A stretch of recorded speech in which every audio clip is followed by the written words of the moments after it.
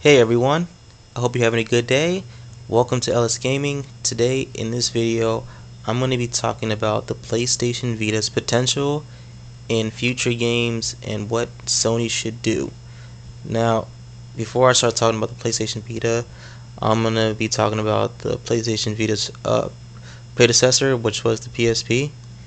Now, when the PSP came out, I thought I had the controls for the PSP, solid. I had it solid straight. I had it down packed because I only had one analog stick, D-pad, PlayStation buttons, and two single trigger buttons, which is the left and the right.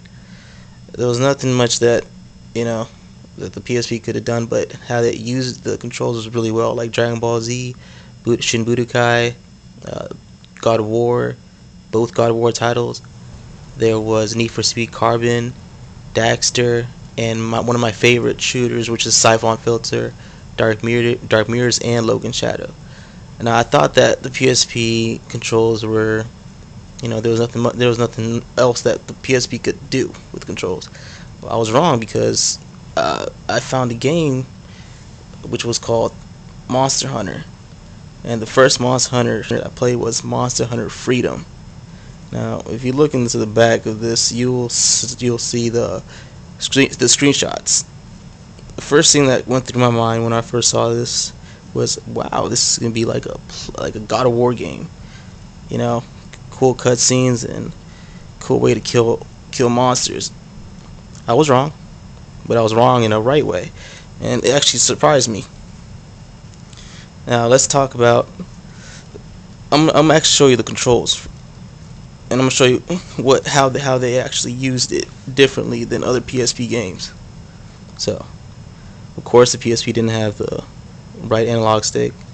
So, while playing Monster Hunter, you had to use the left analog stick to use movement, and you had to actually train your index finger for two things. One was to move the camera with the D-pad, which was at first hard, but then you would get used to it. And also you had to train your index fingers to use the left trigger, which is supposed to run when you're fighting a monster. And then there were the X button. The X button was used to evade monsters. The square, triangle, and circle was used for combat. And I think the right trigger was used to refocus your camera. I'm not quite sure. I think that was it. So that's how they used it. That's how they used it differently. Now let's talk about the PlayStation and how it has massive potential and what's the difference. Now, of course, the PSP didn't have the touchscreen. Now just imagine if a game that only used touchscreen. I know people have been complaining about, say, like Resistant Burning Skies. There was one feature in Resistant Burning Skies where you had to reload the crossbow shotgun, using this movement, and your whole hand is taken away from the main controls, which was this and this button, and you had to take your whole hand off just to do this one feature, this one function. Now, just imagine that. So you have the touchscreen, front touchscreen, the rear touchscreen. They also have the camera and the rear camera, the mic. You can also play games sideways. I don't know if you guys know that, but there's some games that you can actually do that. And the PS Vita also has motion censoring. And of course, the newest feature is the right analog stick.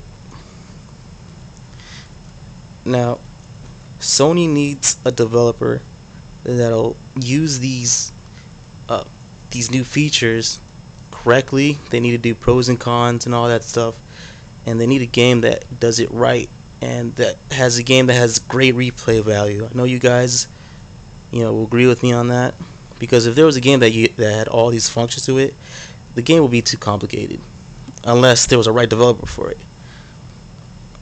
Anyways, guys, that's my thoughts for today. I hope you enjoyed the video.